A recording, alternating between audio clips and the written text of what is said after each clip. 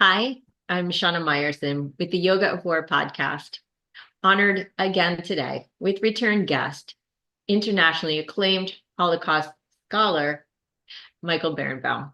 If you appreciate and find value in these important discussions, please consider supporting the show so I can continue to bring you such amazing and esteemed guests. Details are pinned in the comments below and in the chat. Michael joined us on the show a couple weeks ago to discuss some of the terminology that's been used to compare the Holocaust with the Gaza War. Today, we're going to explore the ideologies of Nazism and radical Islam, how they tie into each other, and how they differ. As a matter of brief introduction, Michael Berenbaum is one of the most internationally renowned Holocaust scholars alive today. A rabbi, professor, and lecturer, Berenbaum's work examines the intersection of historical trauma and contemporary culture. His scholarship has shaped both academic study and public understanding of the Holocaust, and he continues to be a leading voice in the field. You can see his full bio in the description.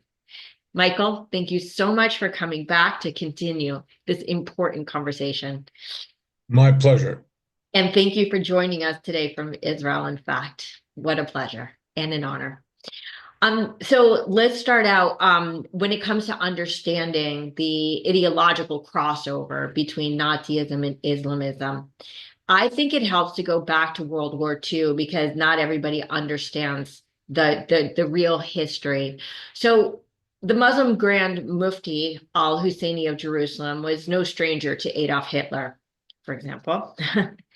Can you explain the relationship between these two men, the views that they shared or maybe disagreed upon regarding the Jewish people?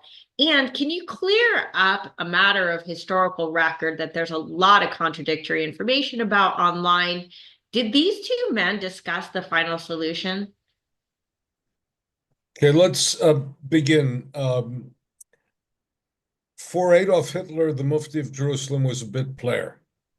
The Mufti of Adolf Hitler had, by the time he met with the Mufti of Jerusalem, decided on the final solution to the Jewish problem, and also had decided that the means of implementing the final solution would be gassing.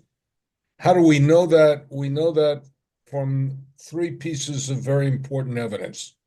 Number one, a instruction to build the first of the death camps, and concentration camps were an imprisonment place where you work the prisoners. Death camps were designed not to work the prisoners, but to murder the prisoners.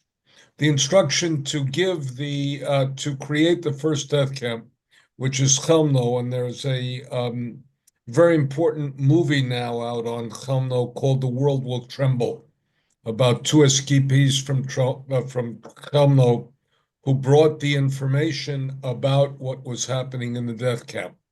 So we know that the instruction was given to Adilio Glabutnik to establish Chelmno before the Hitler and the Mufti met. And we know also that the murder of Jews had been occurring in the occupied Soviet Union from the 22nd of June onward.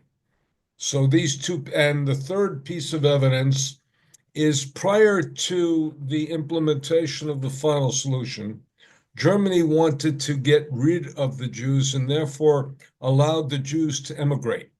Immigration had stopped and was no longer permitted because the final solution was determined. The goal was not to eliminate the Jews from German territory, but to annihilate them, what the Nazis called exterminate.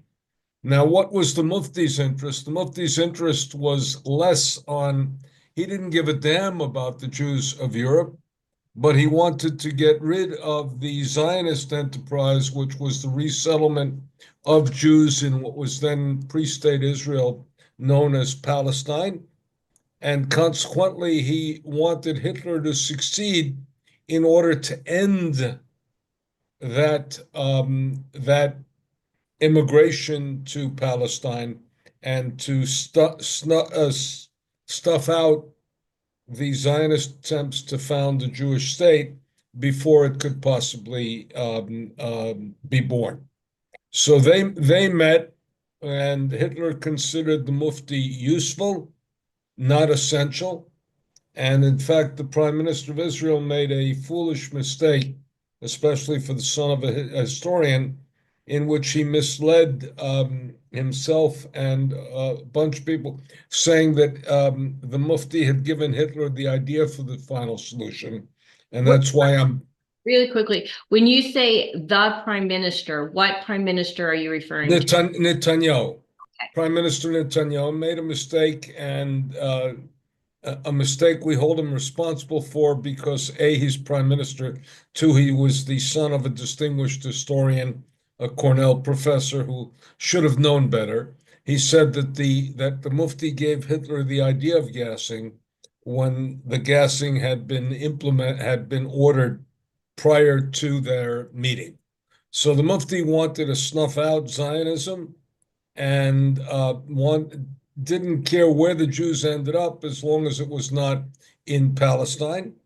And consequently, he found Hitler useful because he was going to do two things. He was going to eliminate the Jews, and especially the reservoir of Jews in Europe who might migrate to Palestine and create a Jewish state. And the second thing is that Hitler was probably, and he was urging Hitler to attack from Egypt to attack Palestine itself and to control and eliminate the Jewish population there. He also the Mufti instigated a pogrom in Iraq, Right. which was the only pogrom in Muslim history, because Jews and Muslims prior to the politicalization, Jews were acceptable to Muslims as people of the book, provided that they knew their place. They had to be subordinate and subservient, but they were in the legal context and protected by law, something that had not occurred for centuries within Christianity itself. Interesting. That's very interesting. So it sounds, if I could try to summarize it, there seems to be a lot of like sort of nuance here. Would it be accurate to say that the divergence was that Hitler sought to annihilate in murder all the Jews, wherein the Mufti's real vision was just to stop Jews from coming to Israel and perhaps to get them out of the Middle East rather than necessarily murder them? Let's make it very simple. Hitler wanted to kill all the Jews everywhere. He didn't want a Jew to exist anywhere in the world. The Mufti said, I don't give a damn whether Jews exist or not, just not in my area, my territory, my land, my place. So whatever happens to them elsewhere is somebody else's problem. It's what we would call NEBY, not in my backyard, not in my area. Hitler, obviously, this is not to compliment the Mufti. It's just that Hitler was more ambitious. He also regarded the Jews this is the ideology, he regarded the Jews as a cancer. Mm-hmm. And if you regard Jews as a cancer, let me be graphic, and if I walked in and cut off a woman's left breast, I would be a mutilator. Mm-hmm. If I'm a doctor and say, I regret to inform you, but you have a tumor and you need a mastectomy, I'm a healer. So if Hitler regarded the Jews as a cancer, then murdering the Jews, a cancer on German society, then removing them, murdering them was considered what they call healing by killing. And that was the ideology of total annihilation, healing by killing, because of the way in which the Jews were depicted in Hitler's ideology. There's one other way of looking at it, which is Hitler was interested in survival of the fittest. And Germany, he felt, and Germans had to be the dominant race. And Judaism itself had taught two things to the world that were against survival of the fittest. One is justice, which means not domination, but as it were, the rule of law. And the other was the notion of compassion or empathy for human beings. And by the way, this is true of Judaism, it's also true of Christianity. And that went against the ideology, the dominant ideology of Nazism, which is survival of the fittest. If you have power, exercise it. And any mercy, any compassion, any restraint on your exercise of power weakens the dominant force in the jungle. And in any other world, justice and mercy would be considered virtues. Well, let's be clear. I think they're not only virtues, but they're the essence of civilization. Agree. And this goes back to the argument that what's going on now is not really just an attack on the Jews, but it is an attack on all Western civilization, and the ramifications are dire, even for people who don't care about Jews. Now, in the current war in Gaza, honestly, the IDF soldiers are finding copies of Hitler's Mein Kampf in Arabic. Pretty much everywhere, in private homes, in the terror tunnels, even in schools and preschools. How much, so it sounds like there was some divergence perhaps back then, but how much do you think modern day radical Islamism borrows from Nazism, from Hitler? Well, let's begin. Nazism showed a way. It showed a way, and it, like all radical ideologies, it has an attraction to radicals. And what one of the attempts of extremist Islam is to stop a little bit short of Nazism, but also one of the temptations of radical Islam, and that's not all Muslims and it's not all Muslim ideology. We're talking about radical, politicalized extremist Islam. One of their temptations and one of the things that they're engaged in doing is to, as it were, mimic Nazism, stopping short of the notion of the final solution. They can go anywhere, but not in our land. Okay. So it sounds like there's a deliberate agenda to stop short, and yet at the same time, if you look at the attacks of radical Islam on Israel in particular, the goal is always maximum carnage. It's not necessarily the result because of the amazing defenses that Israel has in place. We could argue that they failed on 10/7. Nonetheless, so is that in order to, they have a huge propaganda mission to win over the sympathies of the world. When you say their goal, it sounds like their goal is to stop short of complete annihilation. Is that to keep them in the world good? Well, let's be clear for a moment. There has been a modification of Hamas's charter, and the modification was to change the word Jew more or less to Zionist. We can go into details, but that's the basic thing, which is that they wanted to stop. For Hitler, it was the Jew. For Hamas, it's the Zionist. There's an overlap of the whole of the thing, but their claim is we only want to get rid of the Zionists in Israel, and where they go, what they do, whether they go back to Poland, the United States, Australia, it doesn't matter. Now, let's be clear about one other thing. We're talking today in the middle of the Passover holiday. And the Passover holiday essentially celebrates the Jews coming out of Egypt and their journey into the desert into the promised land. The Passover Seder concludes with the words next year in Jerusalem. And in that sense, it reinforces, dramatically reinforces the centrality of the land of Israel to Jewish aspiration and Jewish hope. So we were exiled from this land and we have returned. And consequently, it's not as if we're not an indigenous population.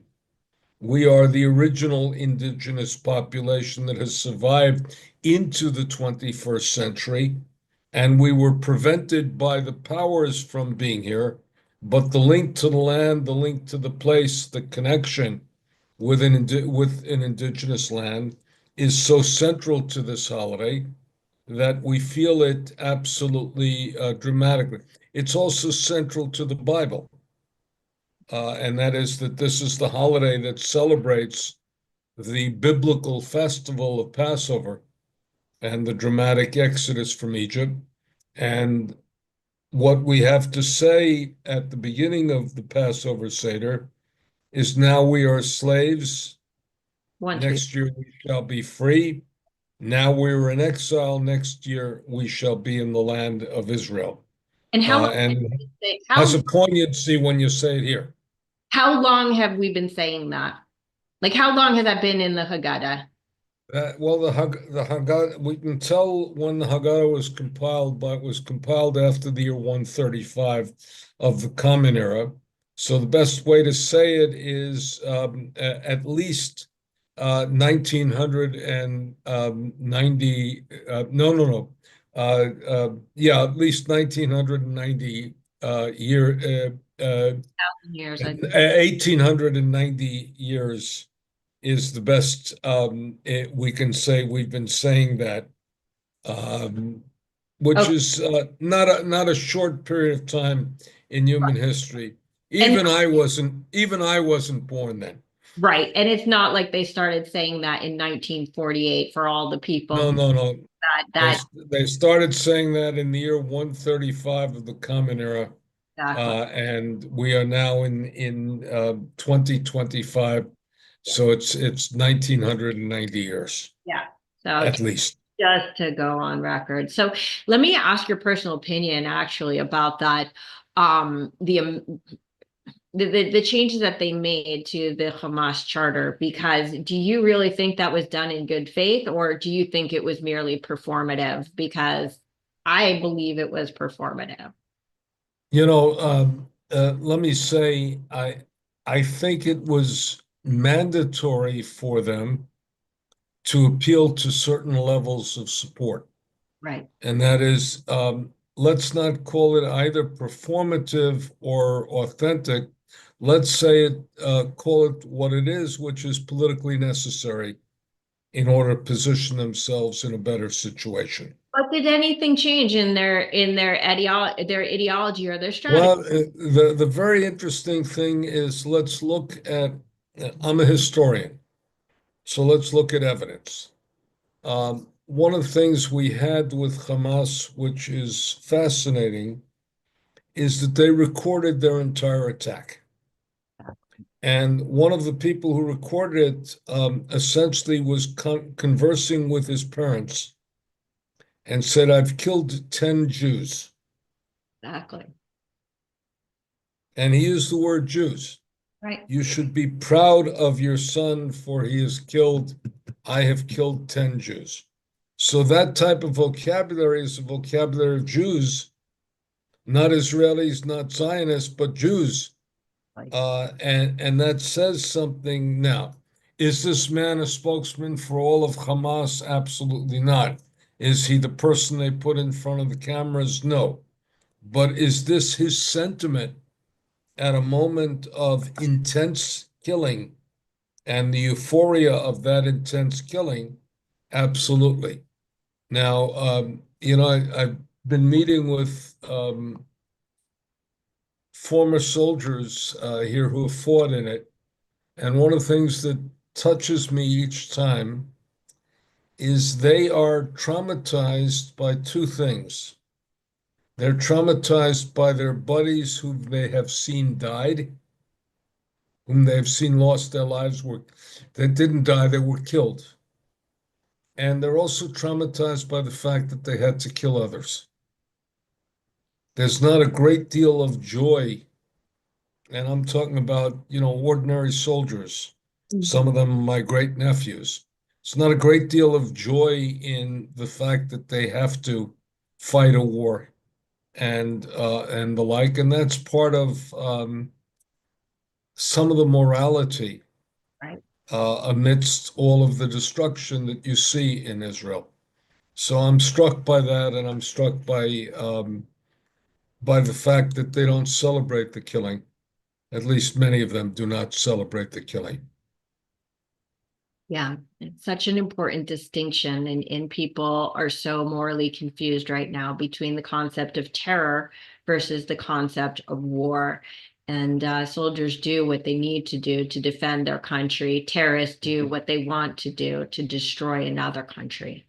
And I want to just take the Islamic ideology one step further and point out that, like, one prominent and sort of unique aspect of both Islamism and Nazism versus every other form of racism is that they're not simply predicated on hate of the Jews, but actually complete annihilation. And I know it sounds like you and I disagree on that point to an extent, but what's so disturbing beyond that is that neither Hamas nor the Nazis stop at just massacring the Jews.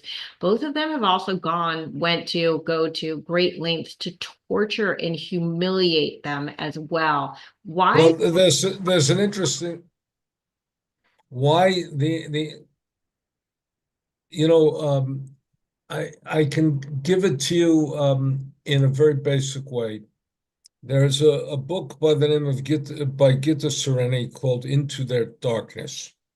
And Gitta Sereny interviewed a man who had been a commandant of one of the death camps. And she said, if you're going to kill these people, why did you torture them first? And he said something very profound, which I believe. It made it easier. And that is that if you dehumanization in all genocides, dehumanization is a step to annihilation, to what they call extermination. So dehumanization, if you dehumanize a person, you say that they no longer share a common humanity with me. Therefore, if I have the right to exist and they don't share a common humanity, they don't have the right to exist, and consequently, killing them is easier. So dehumanization, we dehumanize them by language, we dehumanize them by behavior. The Nazis dehumanized the Jews even by the manner in which they violated their biological sensitivities, their biological necessities, making them ultimately, because they didn't have any other place to go, making them urinate and defecate in their own underwear and clothes. It was called by one philosopher excremental assault, making essentially um, making Auschwitz the anus mundi. Now, I don't know if I can use the word, but the anus mundi is the equivalent of the asshole of the universe.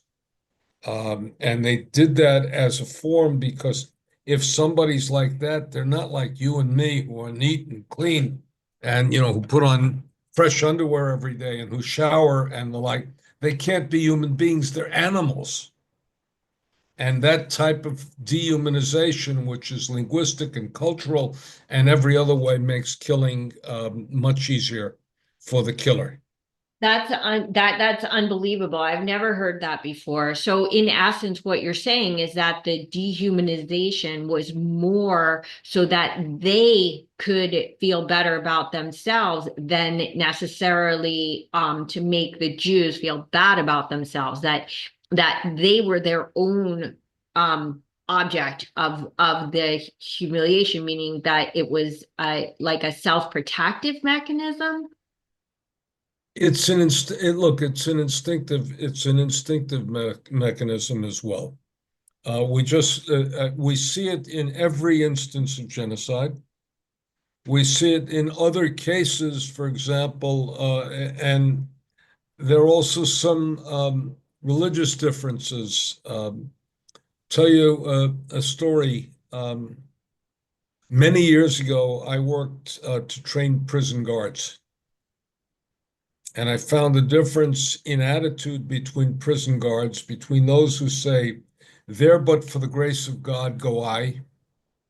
In other words, they looked at the prisoner and they said, if somebody hadn't straightened me out, my father hadn't, punished me when I was 13, or my priest hadn't reached out to me when I was 14 or 15, or if my coach hadn't set me out in the right path, I could have been like the prisoner. Right. And they ended up being interestingly compassionate guards. But if they said, I'm unlike that person, there's nothing about him that is like me, they are the other, they ended up being non compassionate guards. And consequently, it was the equivalent of some are saved and some are damned, they're damned. It's the equivalent of And it, it someone. was it was interesting. I had to get prison guards to begin to articulate this. How did they see that person? And that's after adjudication and legal responsibilities and everything else. So part of dehumanization involves making them so unlike us that their elimination seems perfectly normal or natural or easy, or even required. Okay, that makes a lot of sense with the Nazis. So when it comes to Hamas, for example, let me give an example. Having Eli Sharabi on stage, having him looking like, sorry to make the parallel, a Holocaust survivor, and then asking him how excited he is to see his wife and children not, they knew full well that they had already massacred them, but he did not know, and they took great joy in watching his reaction to the hope of seeing, not the hope, the excitement of what he expected to see his family. I don't see that this is to dehumanize so that they can feel better about themselves. I feel like this. No, it's not only, look, it's not only they dehumanize about how they feel about themselves. Let me finish really quickly. Let me just finish my thought really quickly. I feel as if perhaps a divergence between what the Nazi humiliation, based on what you're telling me, and the Hamas humiliation, is that Hamas humiliation goes a step further and seeks to traumatize a nation beyond, because this person is being released. So Yeah, let me be clear.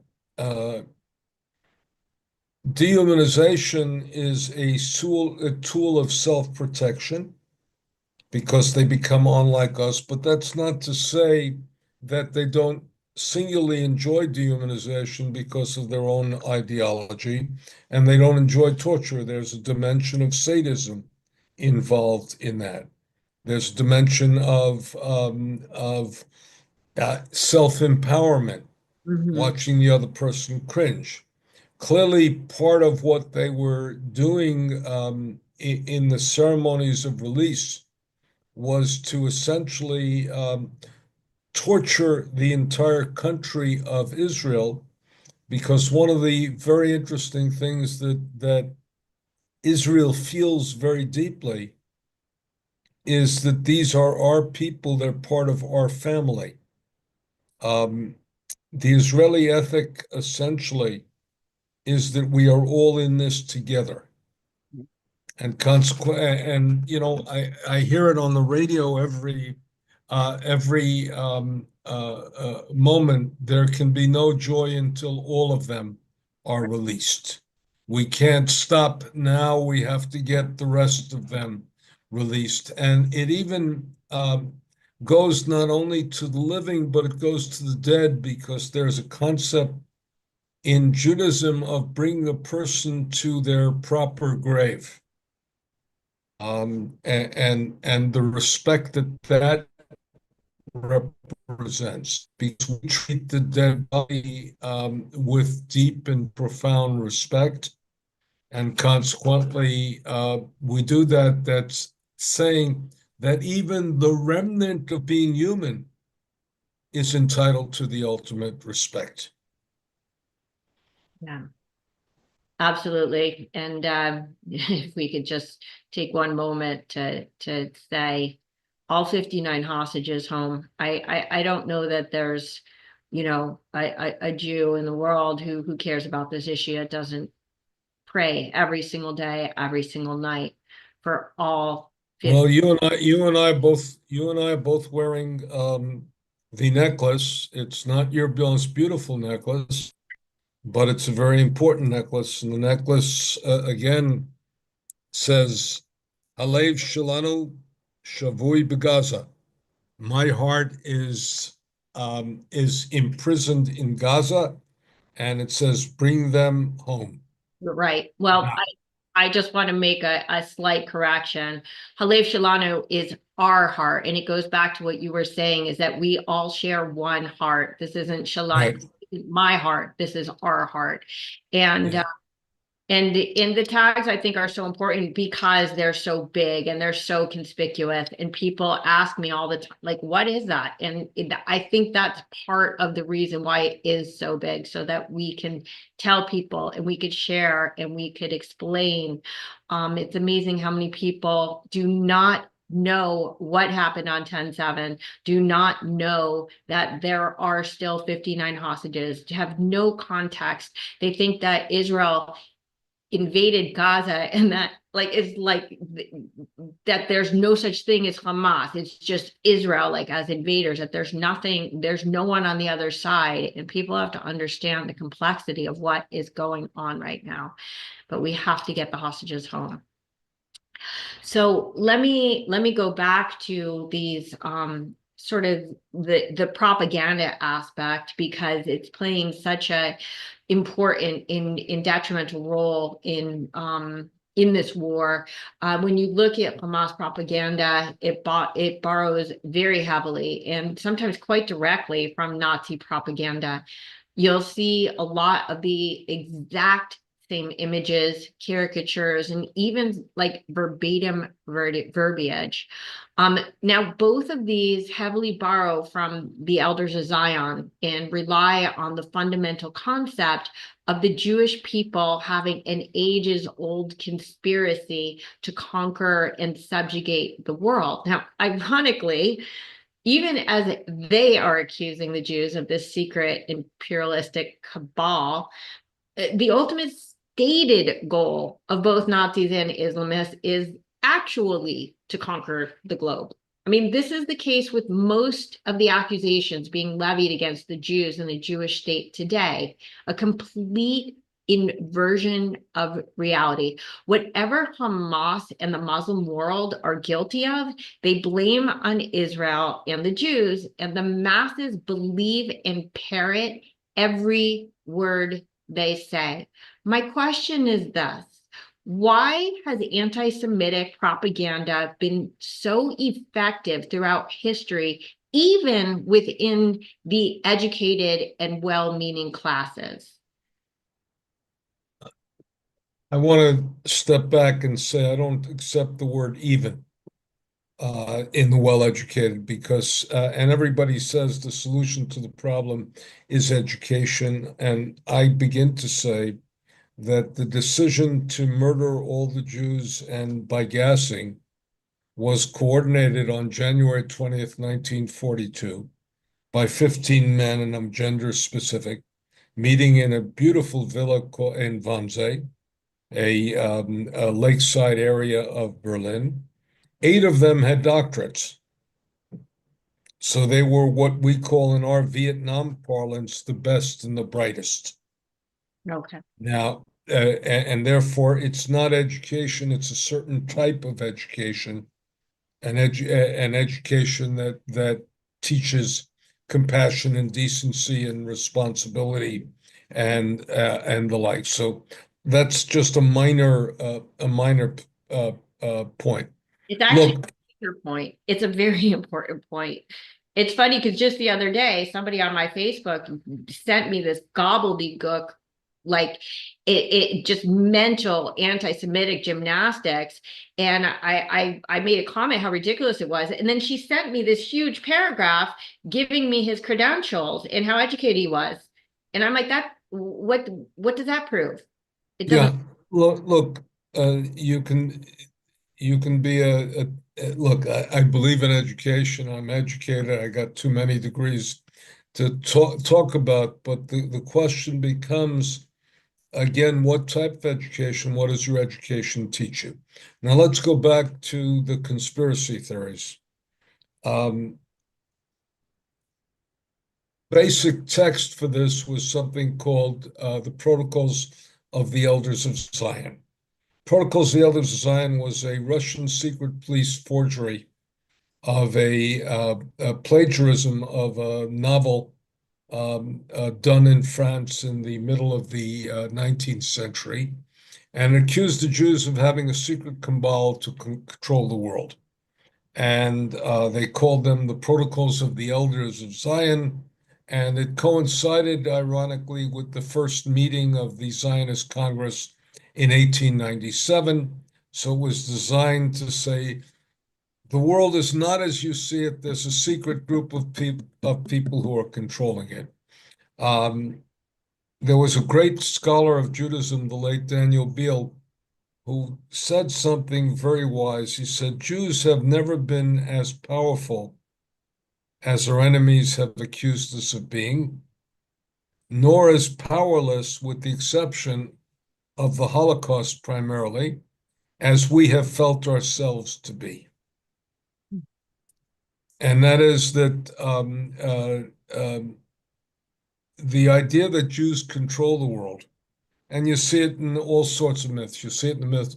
Jews control Hollywood. Jews control the economy. Jews control the banks. Jews control the federal government. All of those things just are not true. If I were a profound Jewish partisan, I would say I wish I did control it, but if I did control it, it wouldn't look like this world. So the idea that Jews are all powerful is a profound, it's a profound myth.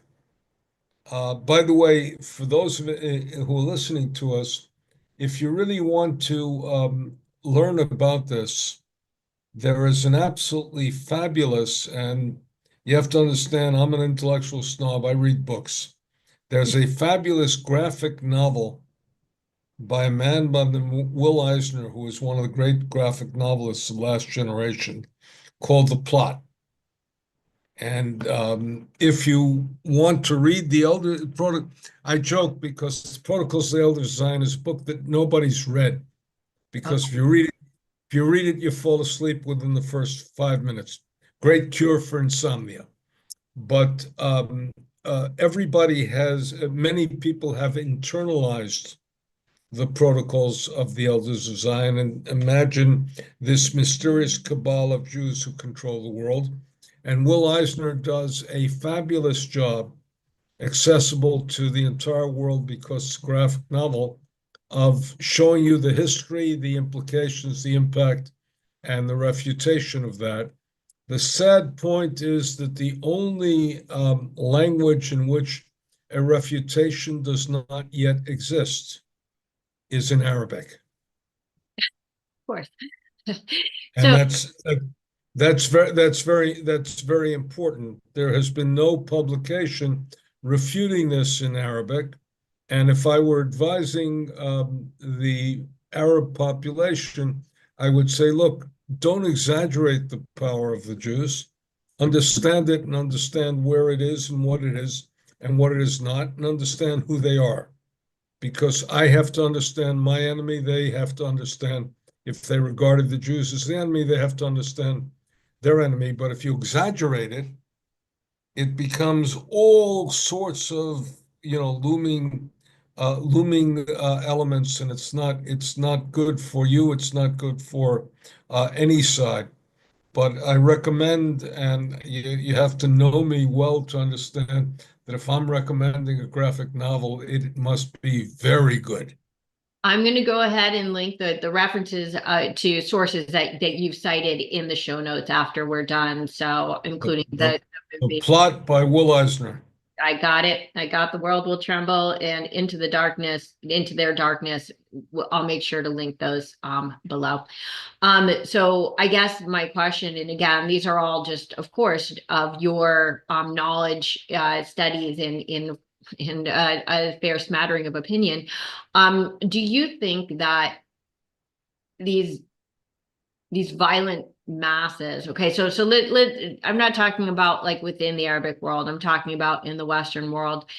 Do you believe that these people truly believe like the murderous anti-Semitic rhetoric they're espousing, or is this like compliance as like more or less a Darwinian response to fit in and survive? And ultimately, like, which is a more socially threatening dynamic? Like everybody believing we need to kill the Jews, or it doesn't even matter, we're going to go with the masses and chant along? Look, the answer is some believe it, some don't believe it. And for some who don't believe it, it doesn't matter. And that is that one of the things that all these demonstrations have done is what it did for my generation. I'm a product of the civil rights movement.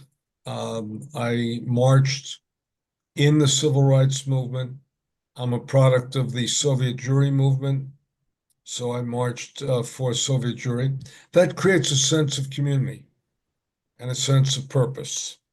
And it's interesting that there's a difference between the protest movements that are seeking to fight for and the protest movement that are seeking to fight against. Right. The protest movements that are seeking to fight for usually develop their own music. We Okay. shall overcome. Right. Interesting. They usually the Jewish partisan resistance had an anthem. Um, and the very interesting thing is the against developed phrases from the river to the sea, Palestine will be free, all of that, but they haven't developed song.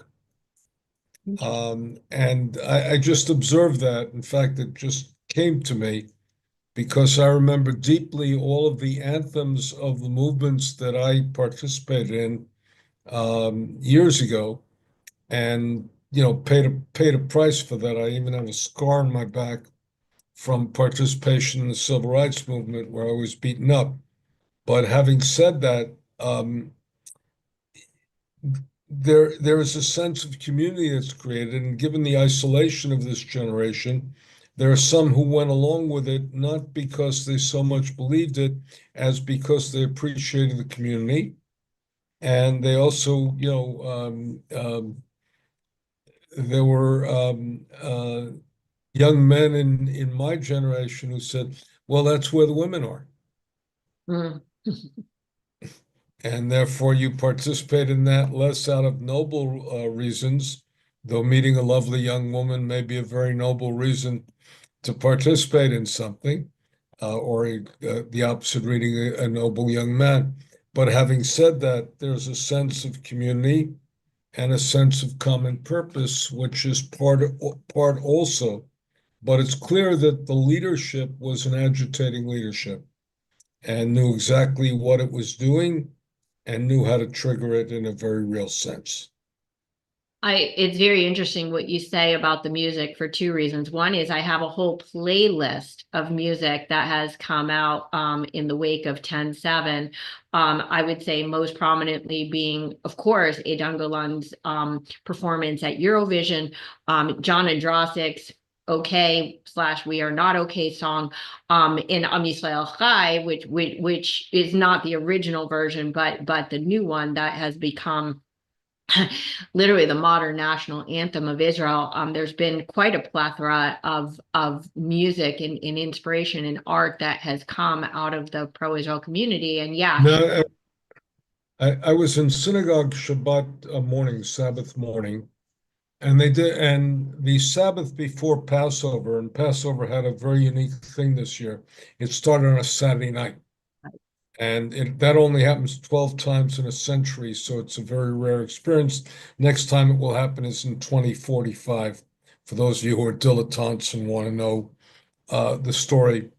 But on the Sabbath before Passover, traditionally, the rabbi would give a major sermon. It was called the Shabbat HaGadol Drasha. Give a major sermon. And what was remarkable is the synagogue that I went to had no sermon, but they said that a number of synagogues were joining to hear the sermon of the woman who has become the voice, as it were, of this war and of the anguish of the survivors, which is Rachel Goldberg Poland. So here you had a traditional congregation that was suspending their own speech to hear from the voice of that generation. And in fact, at our Seder, we read some of her poetry. And you have to feel the compassion in her poetry and also I'm using primitive, not pejoratively, but as the most basic existential values we live. The woman who is fighting, the lion is fighting for the cub, the woman who is fighting for her son, and all of these hostages are her sons and daughters. And it was exceedingly moving to hear that what the congregation was going to do was to listen to the poetess and the voice of compassion in this war, who had paid the ultimate price with the loss of her son Hirsch. So a palatable powerfulness to the experience. Yeah, she has certainly been a rock of our community for the last 18 months. So I do want to get back to sort of the propaganda, the world reaction, etc. And I want to talk about how in the immediate aftermath of 10/7, Israel actually did have the world's sympathy for about a minute, maybe a little less. We have to be clear. We have to be clear about that because there's a movie out now called 10/8. Yeah, no, I saw it. It's And important. the movie 10/8 makes a very interesting point that the anti-Israel protests on campus Yes, began 2 weeks before Israel had taken any response to the attack in Gaza and the attack from Gaza. So it was there before Israel had done anything, when seemingly Israel had the sympathy of the world because of its victimization. And one woman by the name of Dara Horn has published a book called The World Loves Dead Jews. And that is on victimization.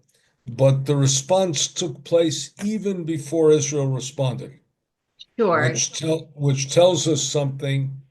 And somebody asked me at the screening, why did it say 10/8 and why was that important? And the importance of that is it preceded any action by Israel.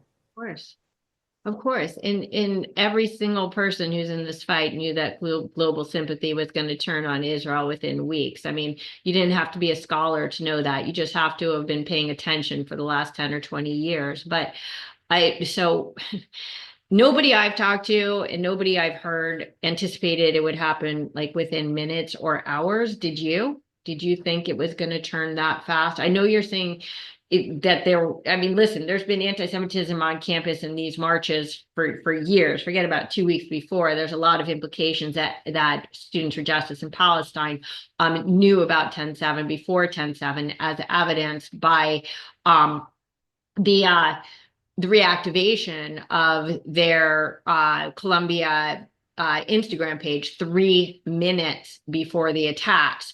So I don't think that that's really the question. But did you think public opinion Yeah, was?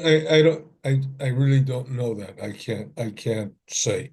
My question is just, did you like how quickly after that, when you saw 10/7 on TV, did you think, okay, we're gonna have sympathy for a day, a week, a year, a month? Like what did you, how fast did you think the world was gonna turn?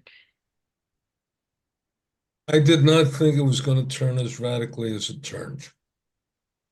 And I underestimated the venom, and I underestimated the coordination, and I underestimated the pull that was there. And I'm supposed to be a pretty good student of anti-Semitism. So I was plain wrong. And in one sense, I've been playing catch up ever since to my understanding of that. So I thought it might last for a while. The other thing we have to say, which is important to emphasize, is that people lose sight of the fact that the Palestinians had agency and have agency. In other words, they made certain decisions, and those decisions have implications. Anybody who planned 10/7, the scope of those attacks, had to know what the response was going to be, and had to understand that the response would be massive and decisive, and Israel would be trying to reestablish its deterrent principle.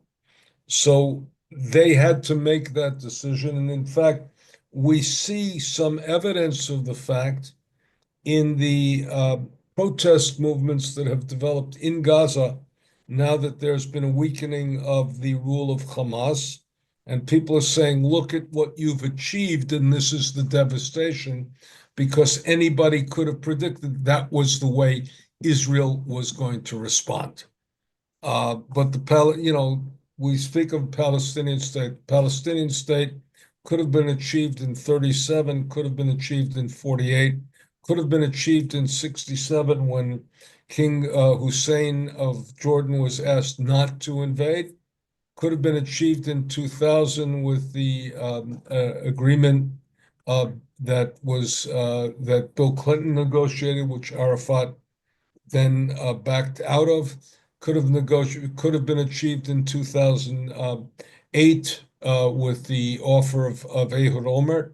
So the notion of a Palestinian state imagines that the Palestinians haven't made choices along the way, and they've made bad choices along the way, not understanding that Israel is here to stay and has proved that its population, and I'm here, and the population is interesting because they're willing to fight for their country despite the fact that they hate their government.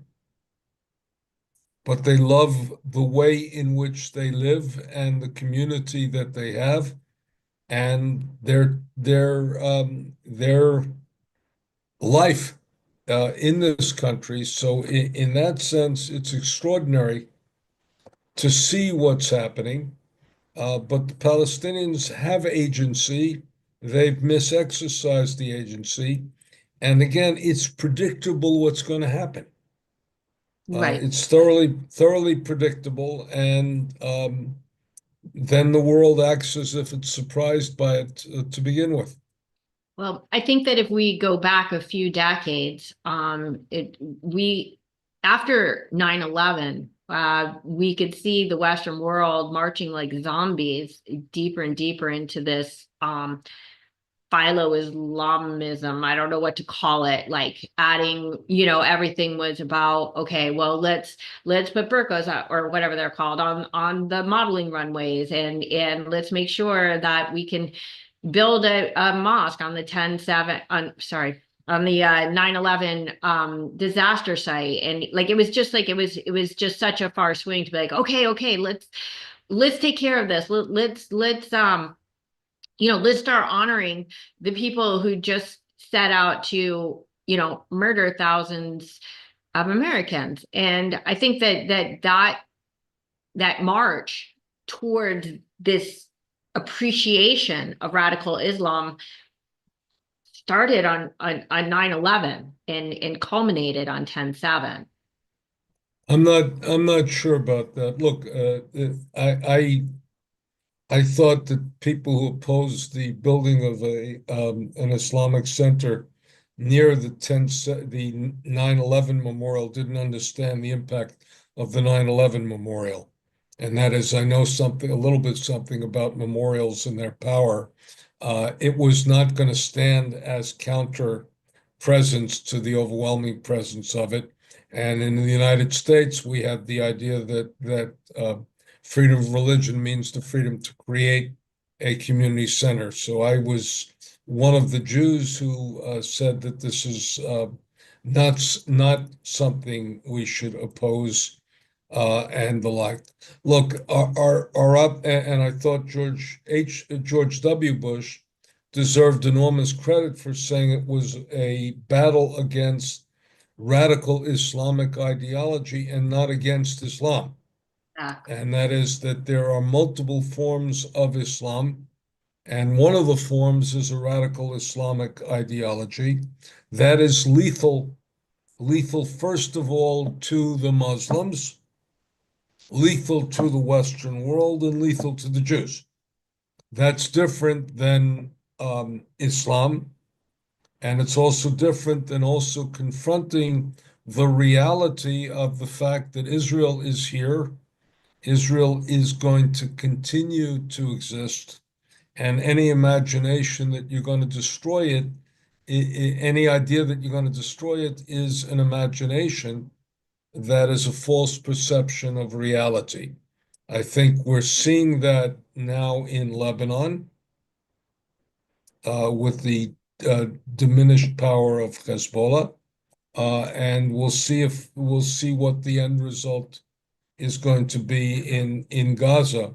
But the reality is that Israel is here to stay, and it's not about to go out of business.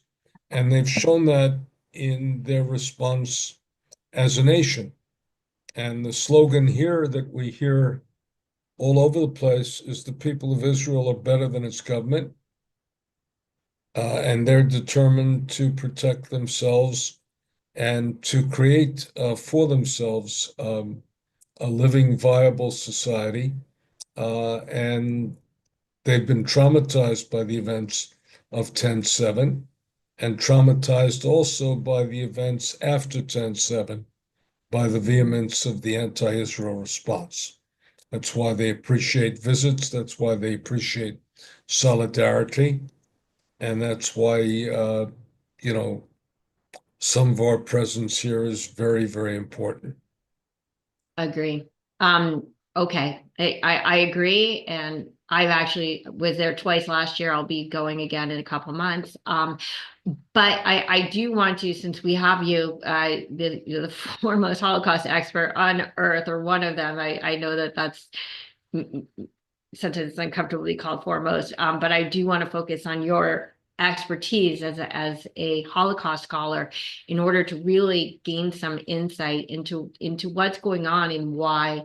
So getting back to these anti-Semitic mobs, they are, yes, there are some who just want to see protection of the children of Gaza. I get that, but they're also chanting for death to Jews. They're also chanting for death to Israel. They're also calling for jihad. They're not mincing words. And again, this started October 7th, October 8th, and anyone paying attention was instantly struck with the answer to the decades-old question of how the Holocaust could have ever happened in the first place.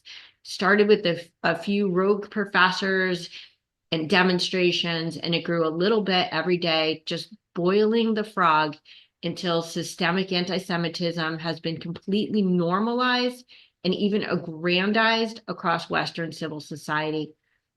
Obviously, the groundwork was actually laid decades ago, and Islamists, now when I say Islamists, as you say, I'm referring to radical Islam, have been patiently and painstakingly sowing these seeds, waiting for just the right moment to create a groundswell.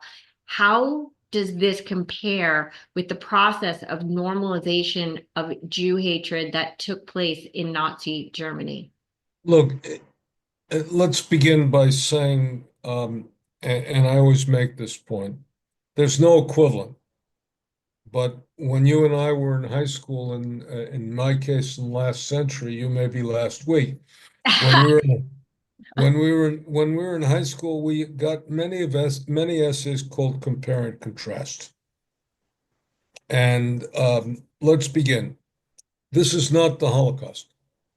Holocaust ultimately occurred over 12 years in a sustained period by the most powerful nation in Europe. It went over 22 countries, and it resulted in the murder of 6 million Jews and a whole range of victims.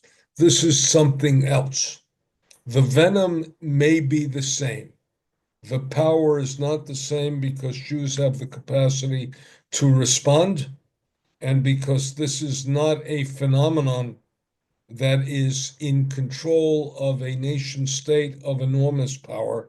And Germany was a nation state of enormous power that once controlled virtually the entire continent of Europe, almost to the gates of Moscow and the edge of the English Channel. So you can't compare the two in terms of magnitude, sustainability, etc. You can compare the venom, and you can say, is this the 1920s? Is it the early 1930s? Is this an indication of a malaise?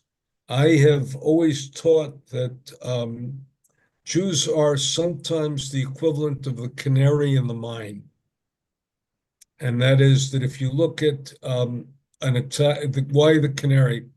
Canary is in the mine because if there's a loss of oxygen and the canary starts squealing, then the miners know to get the hell out. The reality is, if you see a society that's attacking its Jews, you understand, and a world that's attacking its Jews, you understand that there's a deep malaise. You have a different reality now, which is that Israel is not weak but strong. And we have the reservoir of the ability to respond. And that's radically different than what we had in Europe.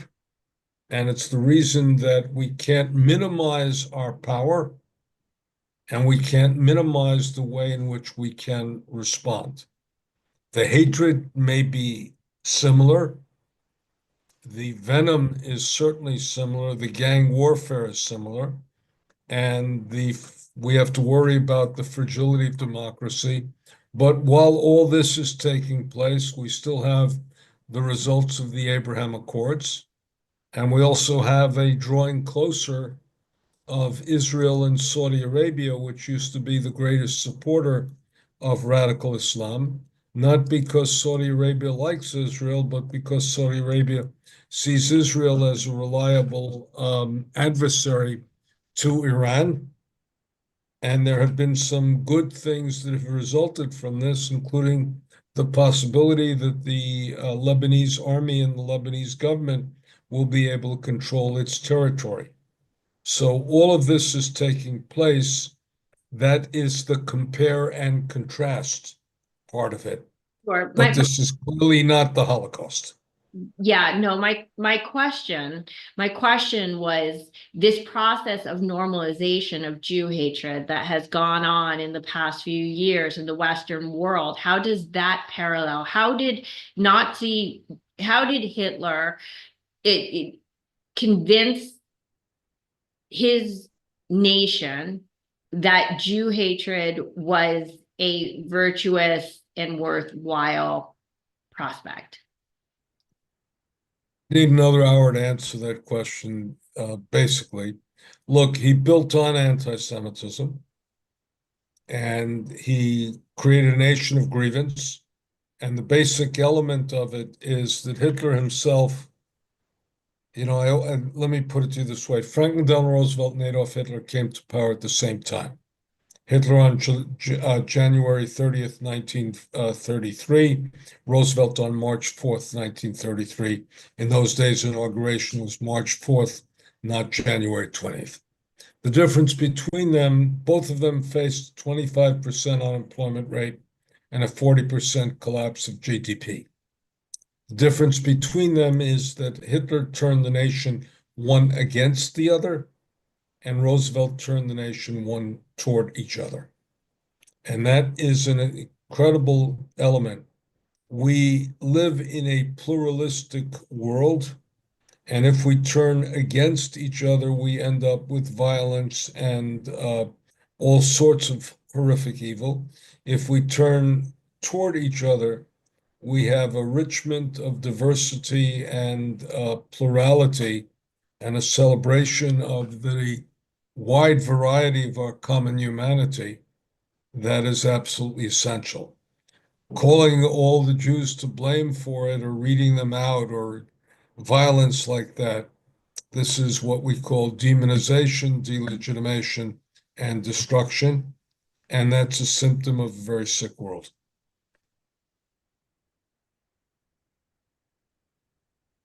How was the pump primed? Unprimed was by lies, by venom, by grievance, by anger, by fury, and by force. So exactly the same as what's going on in Gaza. I would classify all those. I don't, again, it's not the same because Gaza is now Hamas is a virtually defeated entity, and Hamas is a shattered universe. So, and Gaza is a shattered universe. That's a radically different world. I'm just I talking. mean, I'm just talking about the elements of radicalization. I'm just talking about what. I think the elements of radicalization are there, and the question becomes whether the consequences of defeat will seep in.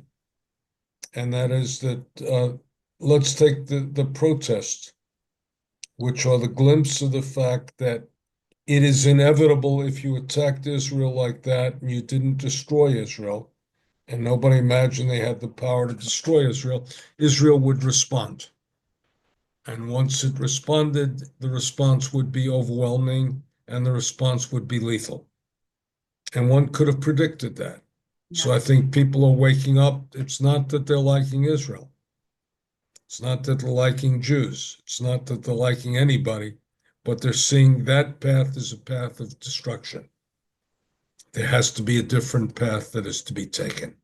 What that path is, we can argue about for a very long time, but that's a path of destruction. Okay. And Another. it's a sad path of destruction. Absolutely. Another thing that the Nazis and radical Islam have in common is that they both say that Jews are basically the reason for all the problems in the world, which is it's sort of an offshoot of what you were saying before about controlling all of the world. So for centuries, like if not millennia, the Well, Jews. but again, that is such a ridiculous proposition in the Arab world. I mean, it's such a ridiculous proposition in the Muslim world and the Arab world. Let's take a simple example. Is one of Israel's neighbors is Syria. Syria has experienced the murder of 500,000 people, and the refugee situation of a couple of million more people. Israel had almost nothing to do with that. All of that was an inner battle. The battle between the Shiite and Sunni within Islam is a grand battle of Shiite and Sunni. The battle within Lebanon was a battle of multiple forces, including Hezbollah, including the Christians and the Muslims and the Palestinians and all of that. The idea that Israel is the sole, the largest, the only, all of that is such a wonderfully dangerous misperception of reality that it's a path it's a path to a dead end for those who believe it. I completely agree. And while we have been the world's scapegoats for every imaginable societal ill, I guess like my next question is like, so why the Jews, and why does the world need scapegoats? Why do they have to blame everything on anyone? Well, part of that is because people don't want to accept responsibility for themselves. Part of that is people are aggrieved, and part of that is that they don't have. Look, we're living in a multi-complex world, and people still want a simple solution. And a simple solution is not in the cards. We're in multiple transitions. We can go into this, but let me give you a very simple thing. We're in transition from an industrial-based economy to a knowledge-based economy. We have people who have been the victims of that because they were trained for one world that did not exist. When I speak to college students, and I've been honored at graduations to be the speaker, I have one theme, which is the most important thing you can get out of your education is your capacity to learn.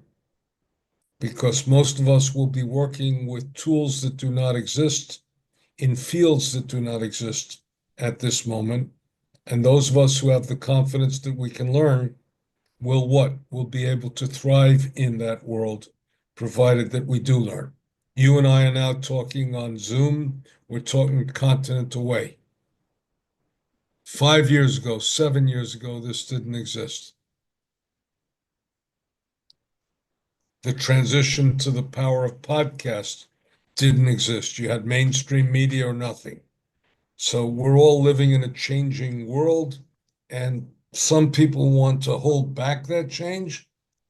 Some people want to say, okay, somebody's controlling the change, and our change is going to be even more dramatically rapid with artificial intelligence and robotics, that the idea of blaming one group of that is not only false, but it's to distort reality at your own peril.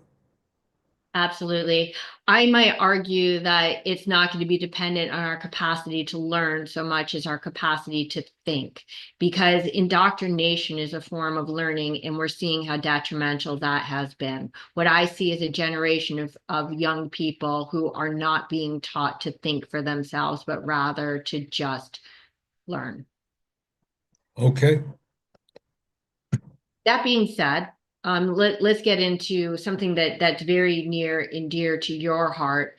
How much do you think, speaking of learning, a lack of Holocaust education is at fault for the extraordinary resurgence of anti-Semitism across the globe today? Well, you're asking an incredible question, which everybody who is teaching the Holocaust is asking. We're asking whether it's a lack of education or misplaced education, or whether we have to sharpen our tools and grapple with it. I've been writing on this considerably, and I've been sharing it with my colleagues. And I think that Holocaust education is not the solution for all.